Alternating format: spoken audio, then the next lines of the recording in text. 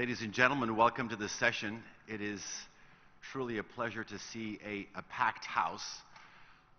I hope that you were able to enjoy the short lunch break that we had for you, not only for you to sort of stretch your legs and enjoy the sunny Antalya weather we have for you on special request, but also to sort of refocus your attention for the second half of the day. I do have to say I want to thank our guests for sort of dressing smart casual. On my behalf, I can guarantee you that this will be a casual, intimate, and informative session. Not too smart. I'm not too sure about the smart bit, at least on my behalf, but I'll put in a best effort. I do have to say that this next panel discussion could not have been a more timely and pressing issue. The conflict in Ukraine has, without a doubt, underpinned or smashed the rules and norms that have underpinned the European security architecture since the end of the Cold War. Not only are we seeing the multilateral agreements that have been in place for so long under grave threat, but as a result, this conflict has produced the fastest growing humanitarian crisis the continent has seen since the end of the Second World War. Keep in mind that all of these things were considered to have been impossible on the European continent, and yet they are happening in front of our eyes, literally as we speak. So over the next hour or so, we're going to be discussing why this is happening, could this have prevented, and where do we go from here? I would like to introduce our esteemed panelists without further ado. Sigmar Gabriel, former Minister of Foreign Affairs for the Federal Republic of Germany. Thank you. Tajan Ildam, former NATO Assistant Secretary General, also the Chairman of Center for Economics and Foreign Policy.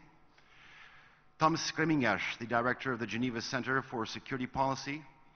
And rounding off our esteemed panelists, Natalie Tocci, the Director of the International Affairs Institute.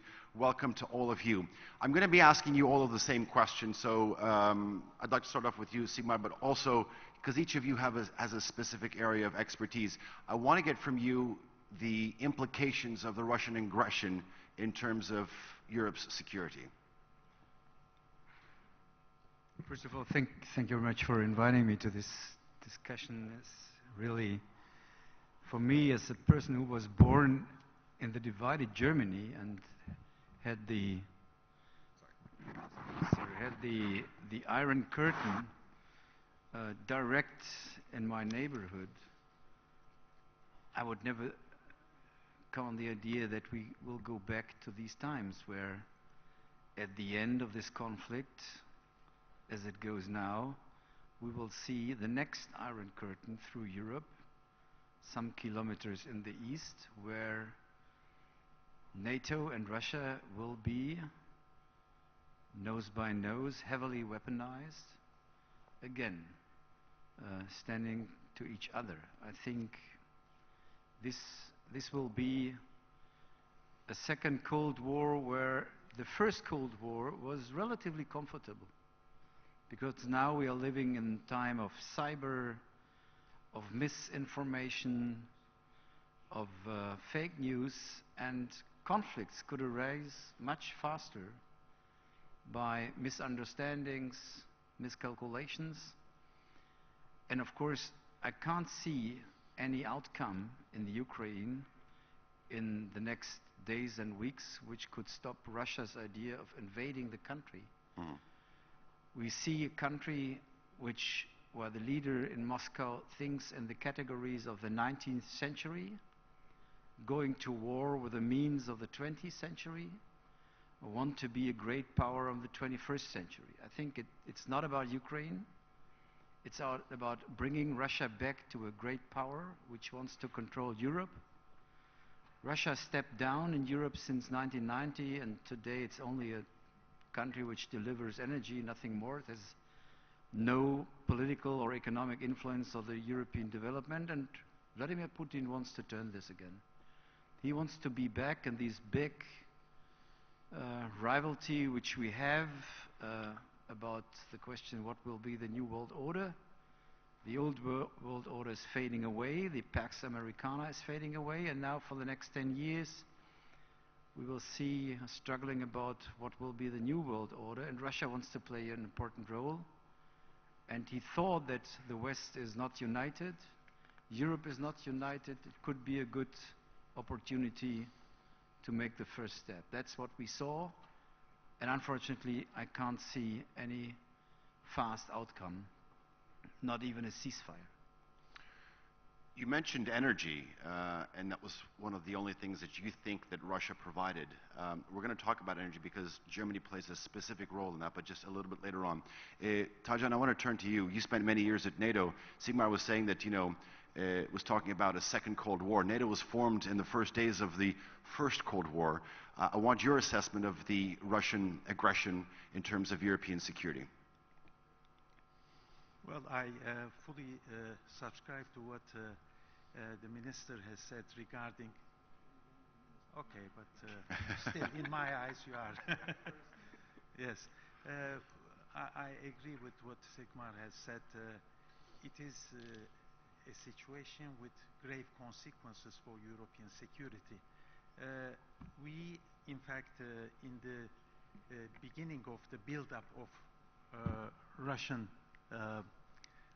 military arsenal on the borders of Ukraine, as a think tank, we were bringing some ideas regarding what could be done to resolve the ongoing situation, and it was related to the European security architecture, whether any recipe could be a solution for in the diplomatic front. Because we all have to understand that the important instruments pertaining to European security were going under a stress test in the last few years. And there could be legitimate security concerns of all countries, including Russia. But what we here observe is that Russia, with a revisionist approach, wants to question the fundamental principles that underpin the European security, be it respect to sovereignty, independence, territorial integrity, non-use of force or threat of use of force, not recognizing the borders recognized by international law, and also for countries to choose their own path regarding the security arrangements that they wish to be part or not. Therefore, I see that we would be confronted with quite some challenge. First and foremost, the priority should be to bring this hostilities to an end. And I consider the first meeting of the parties in Antalya an important step.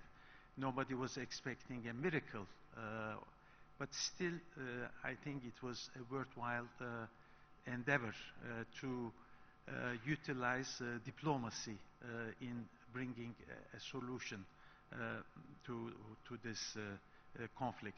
Now, insofar as NATO's role is concerned, of course, NATO reached out to the former Soviet Union with North Atlantic Cooperation Council in 1991, and in December 91, both Russian Federation and Ukraine become part of the new council. In 1997, we know NATO signed the Nato-Russia Founding Act. And in 2002, I was in Practica di Mare, close to Rome, where NATO-Russia Council was established. Putin was there. Mm-hmm. And by accepting NATO-Russia Council, he was also, in fact, adhering to the principles enshrined in NATO-Russia Founding Act, but also in all fundamental instruments like Helsinki Final Act, 1990 Paris Charter, and 1999 Istanbul Security Charter. So here we see that Russia wanted to use the arsenal or forces he lined up on the borders of Ukraine to launch a new process in which the fundamental principles could be questioned. So this is the dilemma now. How could we come to terms with Russia, which has revisionist ambitions?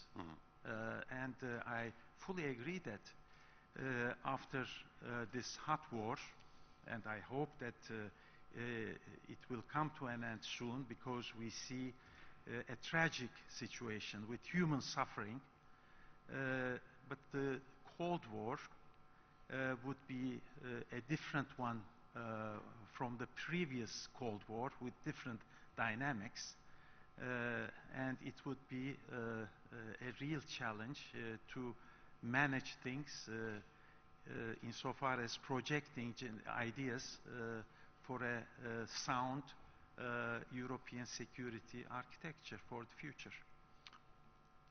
Thank you. Tomas, I want to ask you, I mean, besides what you think the Russian implications are, of this Russian aggression, but we knew a couple of things coming into this. We knew that, or we were working on the basis of some assumptions. We assumed that the Russian military was more powerful than the Ukrainian military. That can be debatable, but this is not the place. We knew that NATO would not be sending in troops. It hasn't. And we knew that, or we assumed that the sanctions would be hesitant, at least on the West. That's also debatable. But did we actually think tanks? Did we actually think about the effect it would have on European security? Well, I was asking Tomas, sorry. Sorry. Well, I must admit I was among those that until, I would say, 4-5 days before the invasion happened, I was among those that advocated quite publicly that this is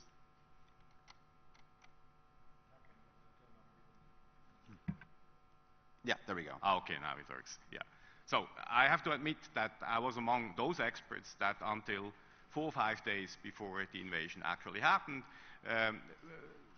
quite publicly defended the view that this is all just a massive military buildup with the purpose of sending out strong political signals. Please take us finally seriously, take our security concerns seriously, and I also thought all this substance in the sense of if you read this U.S. letter in response to the 2 Russian draft treaties, the heart of every arms controller would basically leap with joy, because all of a sudden you had lots of readiness to discuss issues that have been off the table for many, many years. So I think in that sense I was wrong. I was too much of an optimist, I would say. But I think we were in the think tank community quite clear about what kinds of consequences a military operation, a war would have. I think anticipating the humanitarian disaster, millions of refugees, and responding to your question, having a very, very massive impact on European security. And I would say this is the biggest disaster of European security since the end of the Cold War, and it will have a massive impact on the future European security order. And I think once, and hopefully rather sooner than later, once the now hot war turns into a Cold War, I'm afraid this will be a very protracted Cold War. And there is, of course, I would say, still one factor, and that is the length, the level of bloodshed of the current war, and the end of the current war. That would influence what comes afterwards. The longer the war, the bloodier the war, and the unfairer the outcome. if it's going to be a victor's end to this war, it will be very, very difficult, I would argue, for months and years to come to, again enter in some sort of a dialogue with the Russians on European security. But I think whatever will happen, we will enter into something, I think, that we haven't seen for many, many, many years, in terms of economic consequences, not only affecting European economies, but also the world economy, in terms of a new arms race. We will see, again, an exclusive focus on deterrence for years to come, I'm afraid. And we will see a total freeze of political relations. And again, being an optimist, I do hope that at some point in time, appetite to talk will again come back, and we would at some point in time again be in a position to reintroduce some cooperative elements into European security, perhaps being inspired what happened in 1972 when some enlightened political leaders launched what then became the Helsinki process. But I mean, we are miles, ages from this, from such a point away right now. I do have to raise my hand because I have no shame in admitting that I too was actually in your camp in terms of when analyzing the situation, it would not go much further than saber rattling, but it has. You've described it as Cold War II. You've described it as a protracted Cold War. Natalie, I want to turn to you, what your assessment is, what the implications of this aggression we're seeing on European security. So I guess I'm going to be far more pessimistic than all of you. I think and here I'm Natalie, if you can actually pull the mic towards you. Sorry. And here I'm speaking as a European. I think that we have entered an age of war. I think we have transited from what was, in terms of our understanding of European security, an age of idealism, so from the end of the Cold War till Georgia, 2008. That was a time in which we thought that we would achieve European security essentially by diffusing and extending our norms, our rules, our values, enlargement, neighborhood policies, various forms of cooperation and association. It was a mix of idealism and hubris, I think, in retrospect, but that was our understanding of European security. I think from 2008 through to 2022, we entered an age of pragmatism. And that pragmatism really cut both ways. It was both a pragmatism in terms of understanding European security, which understood that an element of pushback was necessary. We no longer lived in this world in which our norms and our values were automatically going to diffuse.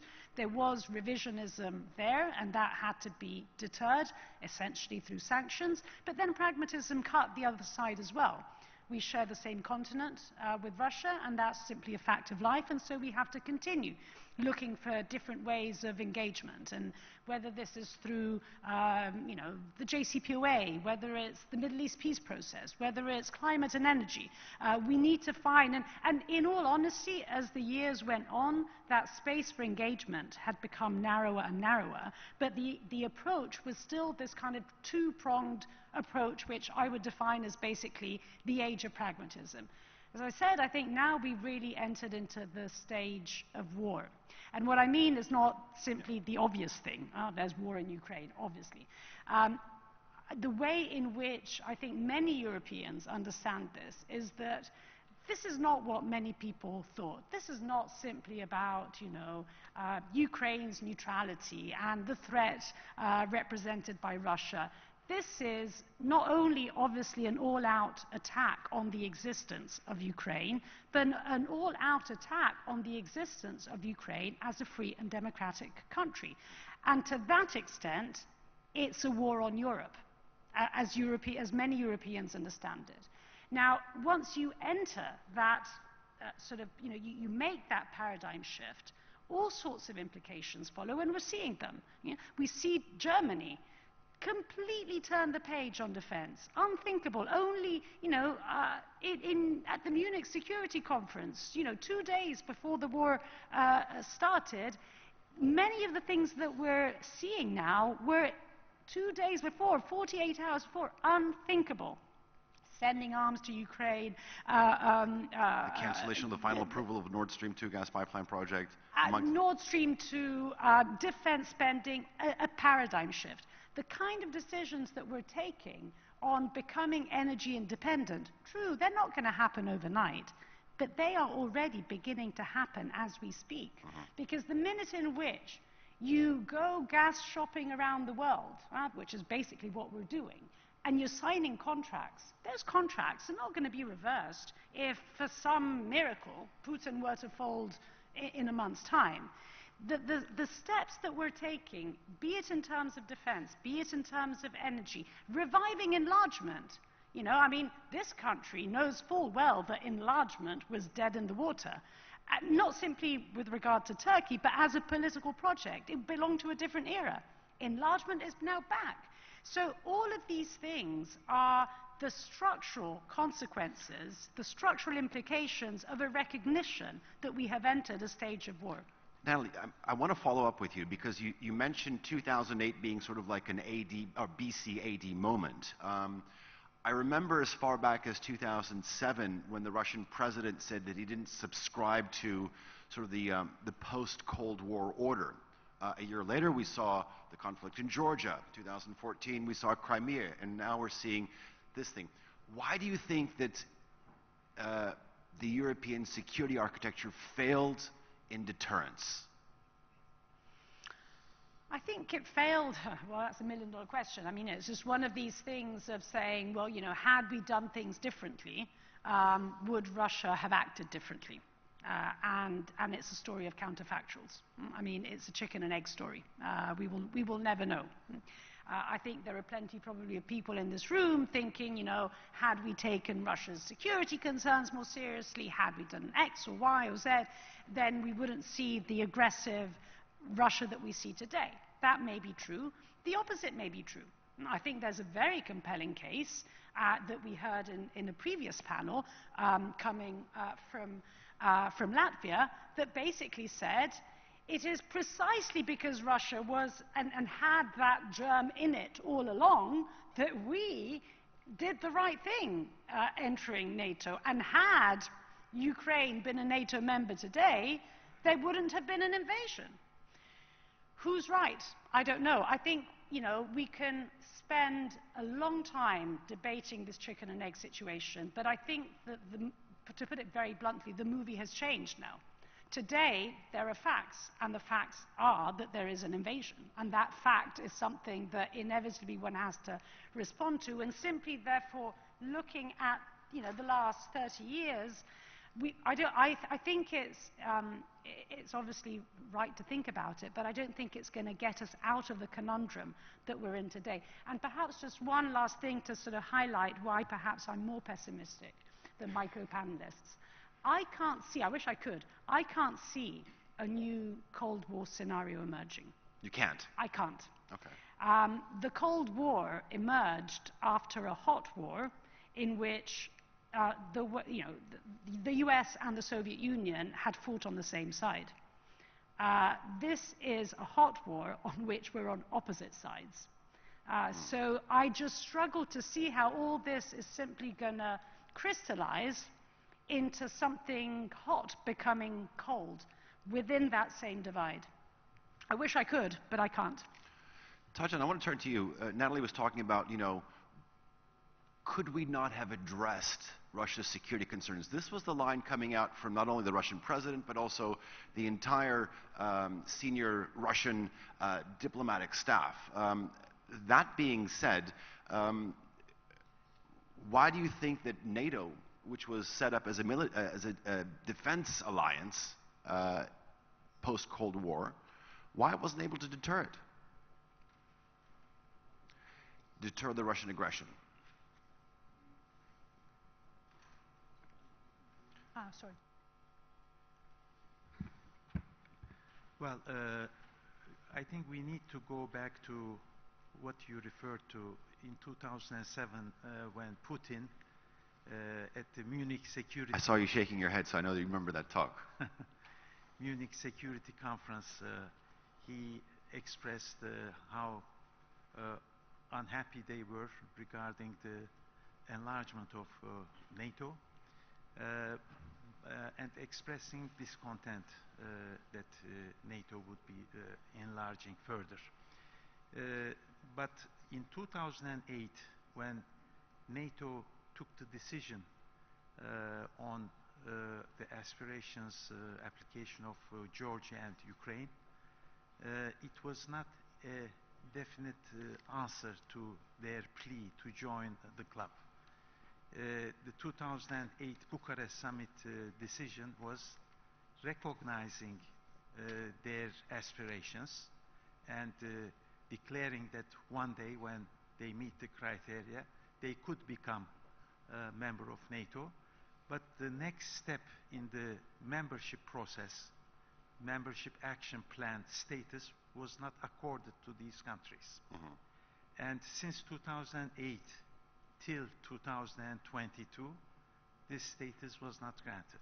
So this is one thing. Second, 2008, we also remember Russia came with Medvedev proposals for European security architecture. Perhaps there could be a room to discuss these ideas.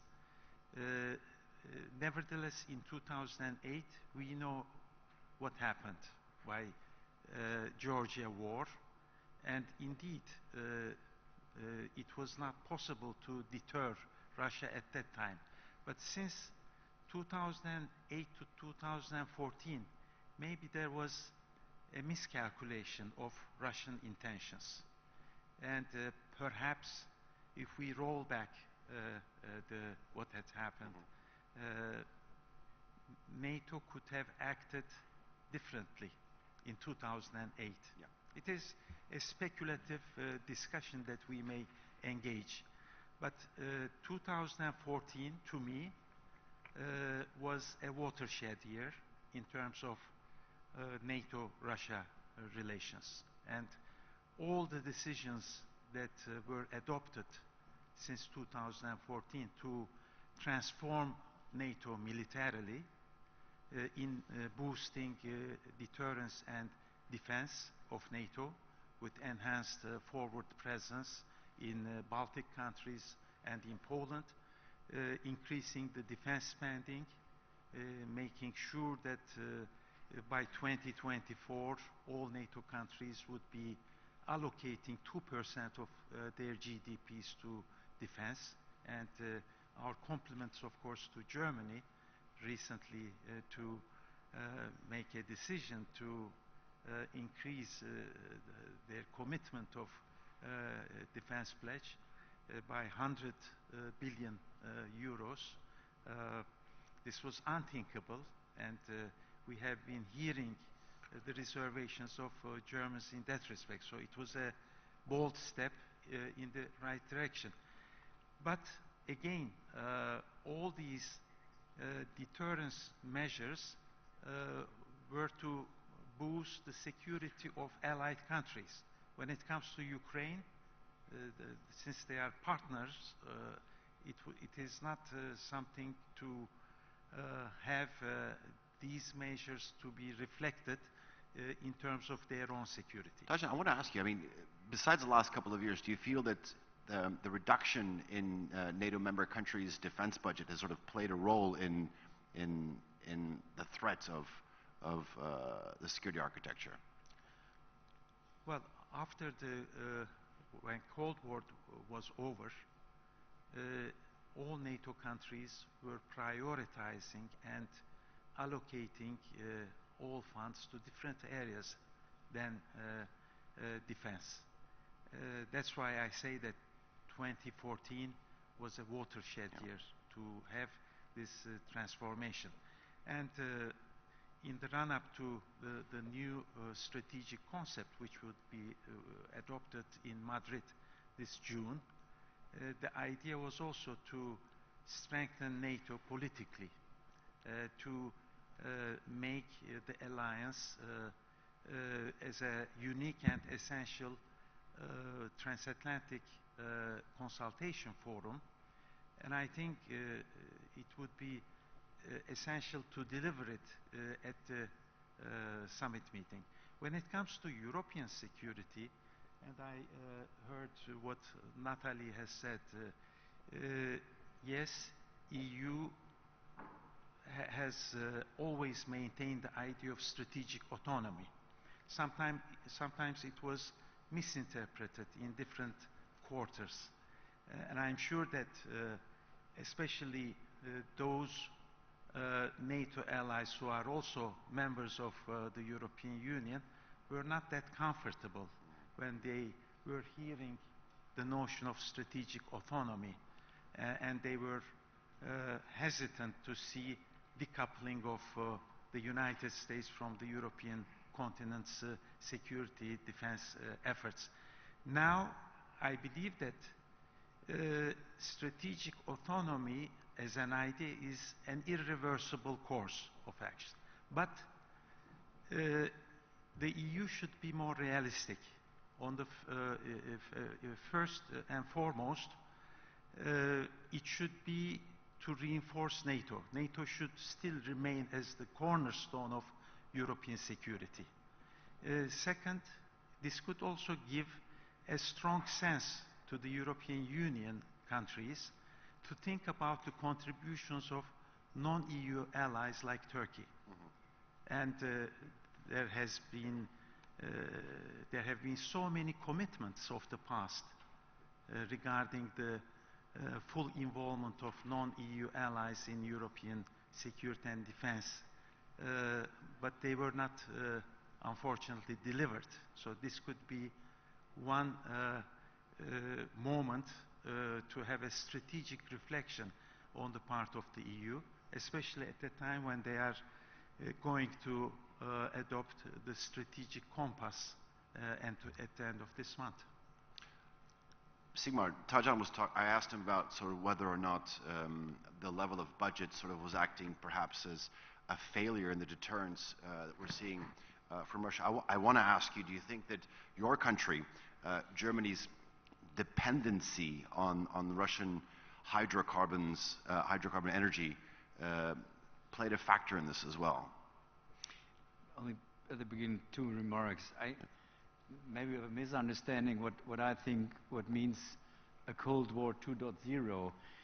I would say it's a time of peacelessness, not war. We will not see tanks moving through Europe, but peacelessness. With all other conflicts, trade, cyber, misinformation, there I would agree. But I don't think that Russia is able to fight wars for a long time. This is a country which is now the biggest loser of the conflict. Of course, they can win military against Ukraine military. That's possible. But it's a worldwide pariah today. They have as allies North Korea, Syria, and Eritrea.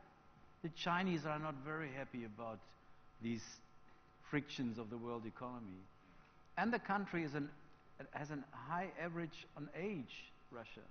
They do not have enough soldiers, just even now in Ukraine. So I don't think that a 20th century war will be what we are faced with. This does not mean this is less dangerous. I would say it's more dangerous. And second, I think we were around the globe entering a time where dynamics, insecurity, this will be our daily life. There will not a way go back to normal. And we will have to live in a more insecure environment as long as major powers are fighting about the next global order, and that will need a decade. Hopefully we Europeans will, I don't think that we will be autonomous. I don't like this. We should be sovereign. A sovereign pillar inside NATO. Autonomous? I think the 21st century is not the period where bowling alone is a very pleasant game. It's a dangerous game. And so that I would say sovereignty, fine, And I don't think we have to invent a second NATO by European sovereignty and then reaching out to Turkey. I mean, Turkey is... Maybe we should give some European member states a land map from the Black Sea. Maybe it would be interesting for them. Because, to be honest, my country, that's now coming to the energy question, my country looked... I just want to say one thing before the energy thing. You know, all throughout this pandemic, we were asking, when are we going to go back to normal? So I want to thank you for actually bringing this breath of fresh air. Back to normal. Okay, all right. I think what my country did is, because we are the big winners of globalization, we are not... It's such a good situation in Germany since 3 decades. We only look to the rest of the world through our corners of the eye, not through the city. We had a general election where we have a new government. For 300 minutes, journalists interviewed the candidates for the chancellorship.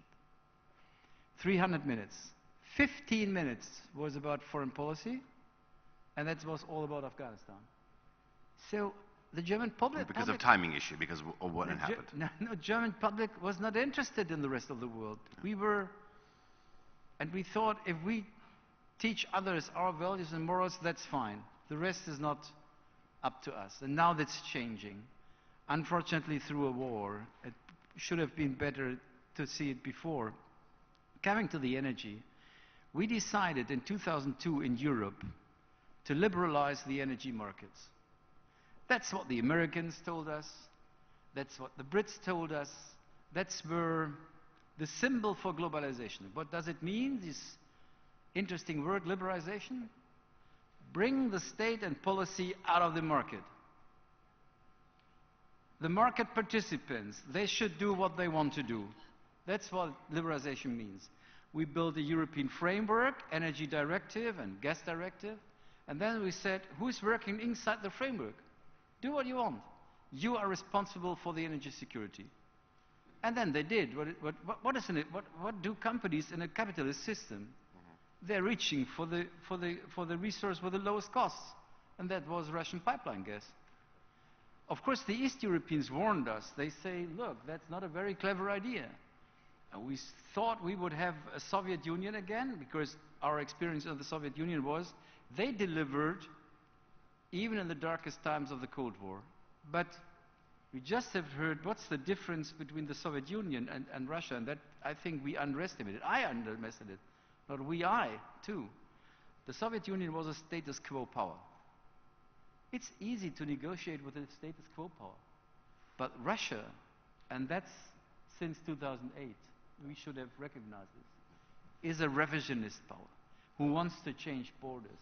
And a revisionist power will have a different behavior, even in the energy field, than the Soviet Union. And that was our mistake. Mm-hmm. And now, of course, you will see diversification, not tomorrow, but I'm sure between now and the next 3 years, we will see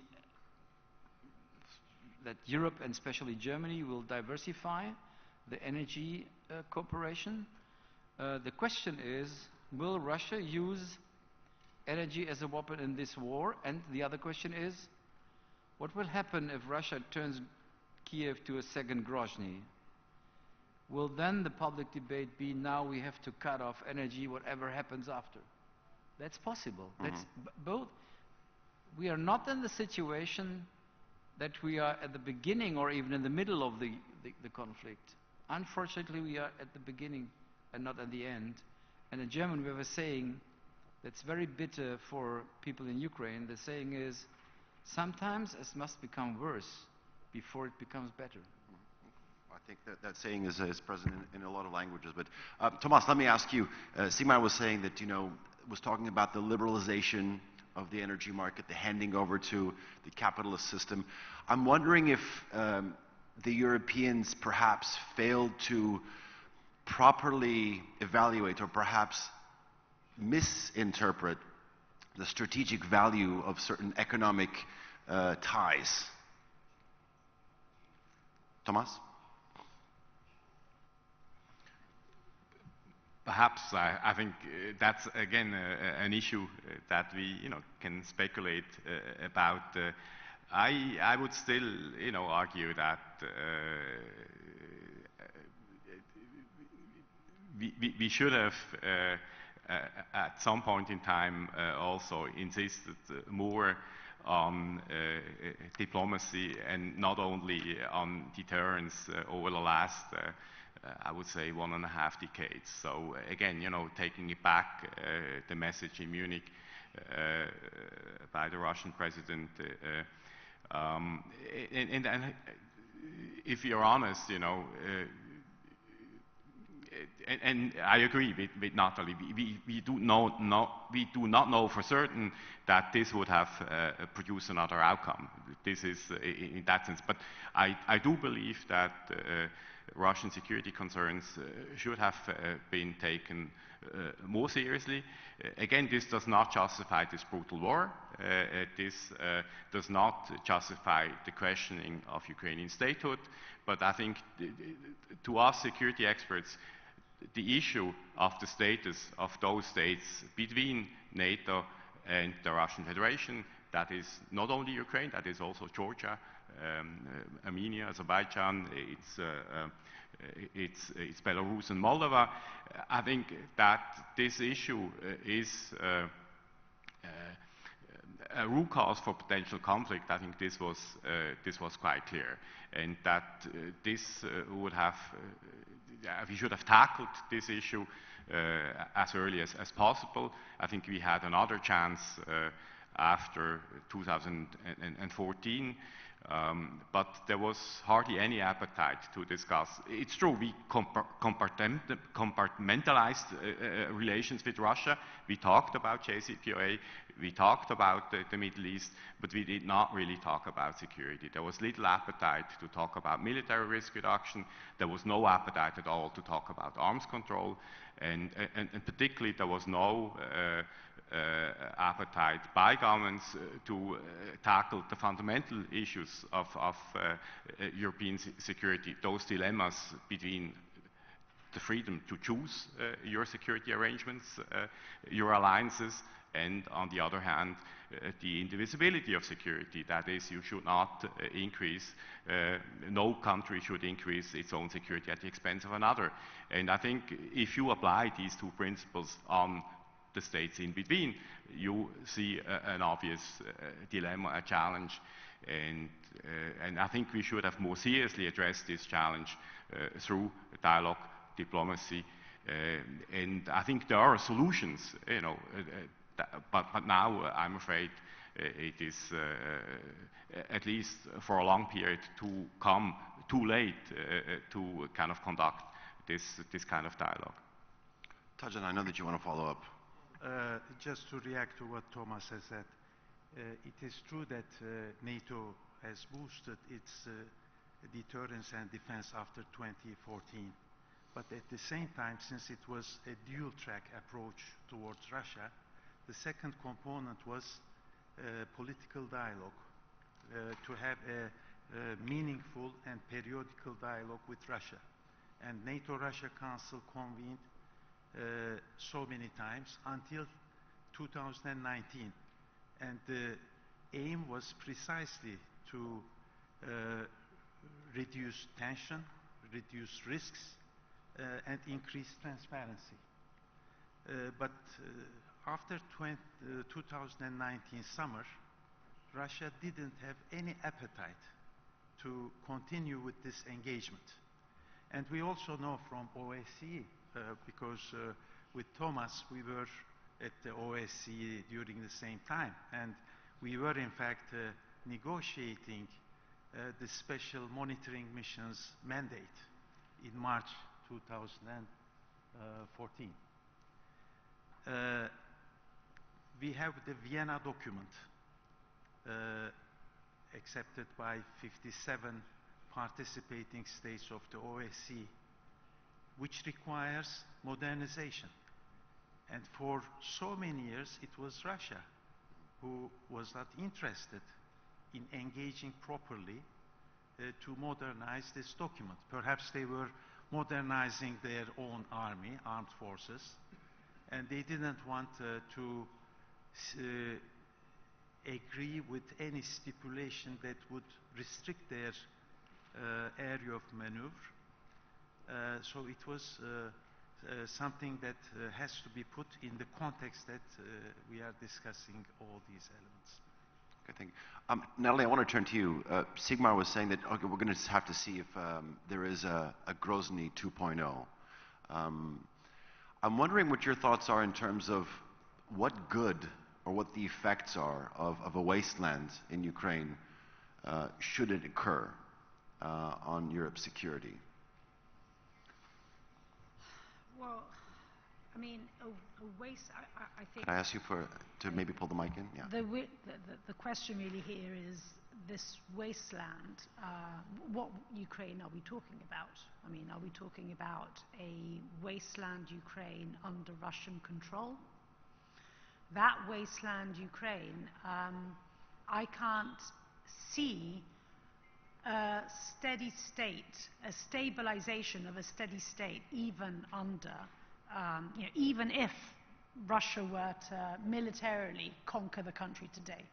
I see war continuing because 40 million people are not simply going to say, well, fine, okay, we've been occupied. So I just can't picture it. Mm-hmm. So the only thing that one can picture is the wasteland of eventually, at some point, a liberated Ukraine. And Europe, of course, will not live with that. The point is what happens between then and now. And that is, I think, the question that is such a scary question, because every minute that passes, that the answer to that question becomes more and more dangerous. Mm-hmm. But if I may, I wanted to come back to this question of, did we underestimate the strategic value of economic relations? And I think as far as economic relations, no. I mean, this is basically what Europeans do. In fact, they don't do strategy in any other way. But I think there is a real point, and it connects to the points that Sigmar was making about the neglect of the strategic value of energy. There was a time in which we actually saw this quite clearly. Remember the days of the Baku-Tbilisi-Ceyhan pipeline? Remember the days in which we were talking about a southern corridor? Then that time, there was a moment, didn't last very long, there was a moment in which we even talked about the Eastern Mediterranean in strategic terms. Then beginning in, and this really is a coincidence, but it's quite an interesting one, 2014, energy security started disappearing from the debate. And it started disappearing essentially because prices collapsed. And we confused, as 2014 went into 2015, 2016, 2017, and we became increasingly conscious also of the need to move towards the energy transition, we forgot the energy security debate. We, for very right reasons, concentrated on the energy transition debate and thought that these two things would automatically, at the same time, fit together. They will eventually. Eventually we know that once we have transitioned, energy security will be part and parcel of what a decarbonized Europe will look like. But as we're transitioning, we need to do energy security and the energy transition at the same time. Mm-hmm. And it's only now, if you think of it, it's dramatic, the word diversification had completely disappeared from the European lexicon up until a couple of months ago. And so I think there was a moment between 2014 up until the price spike in September, October, when energy security disappeared and we forgot the strategic value of energy. And now it's come back. We're now learning, in the sort of fast and necessary way. But it was, I think that was a strategic mistake that we made. Okay. Thomas, I want to switch gears with you a little bit. What we've seen as a result of this conflict is some truly interesting things. And I say interesting because we've seen historically neutral countries be standing apart, away from alliances and partnerships. Countries like Switzerland right now, Sweden, Finland, they've come out with some very harsh condemnation and actions of themselves. Talk to us about what your analysis is on that and what it has on the effect as Europe as a whole.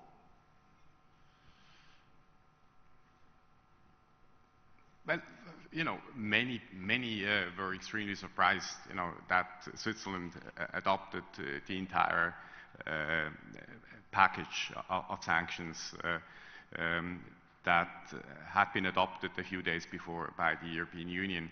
But I think one shouldn't be too surprised, because at the end of the day, when you talk about neutrality policy, you have on the one hand legal obligations by international law. They're relatively straightforward. They basically imply that you should not provide the sides in a military conflict or in the run-up to a potential military conflict with any favors. But beyond that, any neutral country is free to define its neutrality policy. Now, what we have seen is such a severe violation of international law that neutrals like Switzerland had no other choice than to do what they did, because at the end of the day, international law is the biggest friend of a small country in international relations. And I think you also need to be in solidarity with those that defend international law in such a situation. So I think there was little margin. And Switzerland happens to be a democracy. There was a lot of bottom-up pressure on the government to do what it eventually did. And perhaps a third aspect, in 2014, we had a similar discussion in Switzerland, but then there was a strong argument, including also from my side. Back then, we chaired the Organization for Security and Cooperation in Europe. We had a facilitation and mediation role, and this is why we did not back then adopt the full package of sanctions, on only those to make sure that Switzerland could not be used to circumvent sanctions. But now it's been totally different, and the degree, the severity of the violation of international law left no choice. Thank you, Thomas. I'm afraid we're running out of time. We have about 10 minutes left. I do want to open up the floor to a couple of questions, but before that, I want to ask each of you one final question. I wish we had more time. This is such a deep subject. Simon, I want to start with you. Germany, without a doubt, has received the most amount of refugees when you look at the sort of the last 10 years. But unfortunately, we haven't seen sort of a unified approach to migration, immigration, the refugee crisis in Europe. Whether it's the Aegean route, the Africa-Mediterranean route, and even the sort of the artificial refugee crisis that was coined that way in terms of Belarus just a couple of months ago. Why are we suddenly seeing sort of a chorus right now?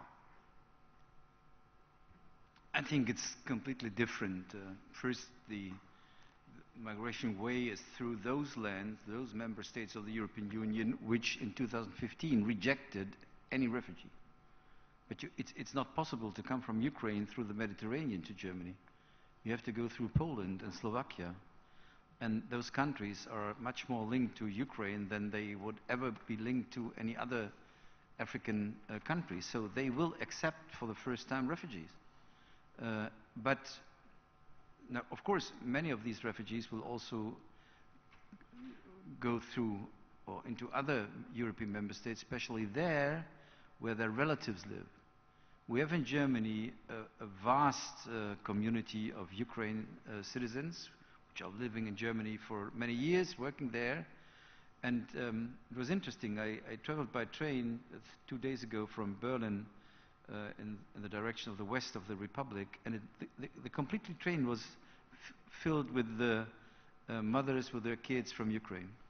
They all, I talked to them because they were not able to speak German, and the guy in the train was not able to speak English. So I was in a situation where I have to translate, and then they told me they knew exactly where they want to go. that's not the same situation like in 2015, where the state had to organize big camps and whatever to get them a place to sleep. They know where to go. They have their relatives, their families, their friends. That's the first wave. So it's much, even it will be more refugees than then, it's easier to integrate them. There are skilled persons. They will be able to be integrated in the labor market. I think the political situation is very much different.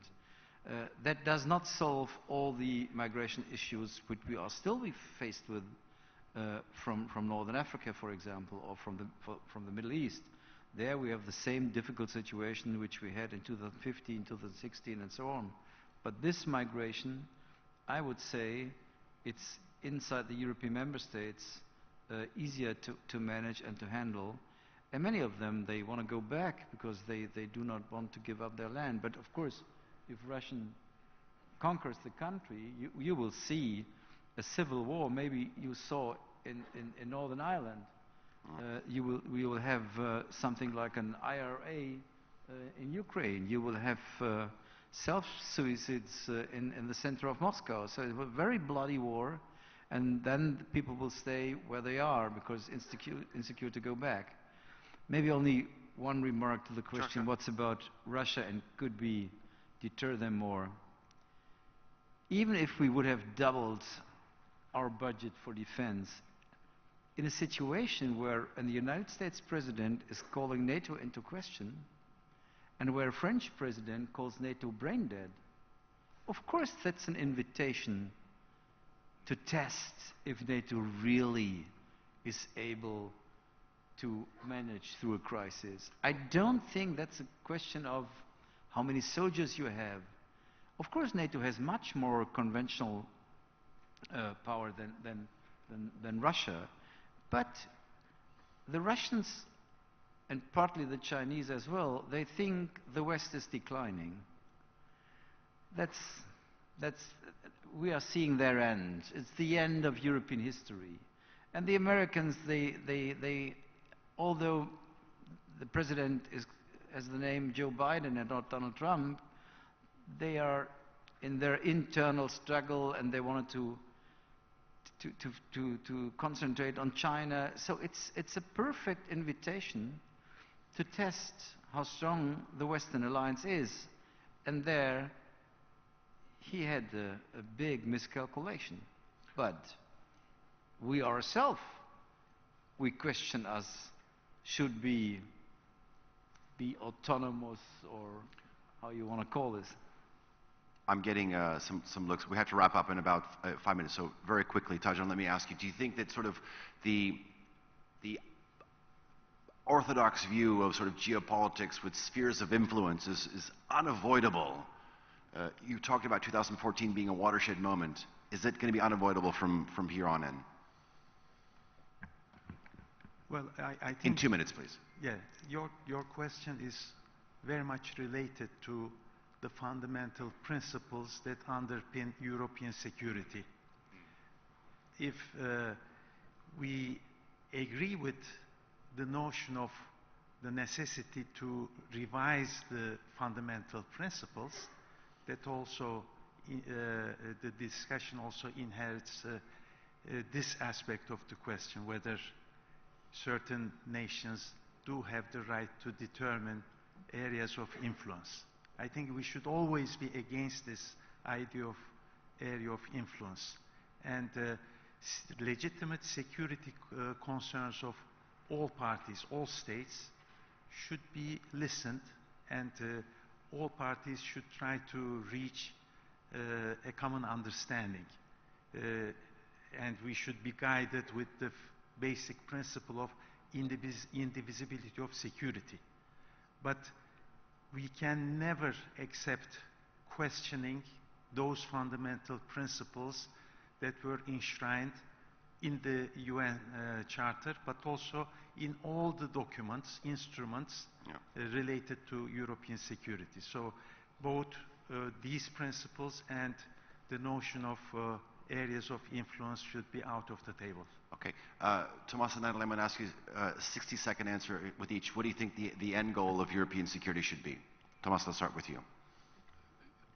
I think we need to acknowledge that these principles, I don't think that we need to revise them, but we need to come to a new understanding what they mean in the 21st century. And I think in doing so, we need to acknowledge that these principles at times in certain geographies pose dilemmas. And we need to have the courage to address these dilemmas through dialogue and through diplomacy. Okay. Natalie, I'll leave the last word to you.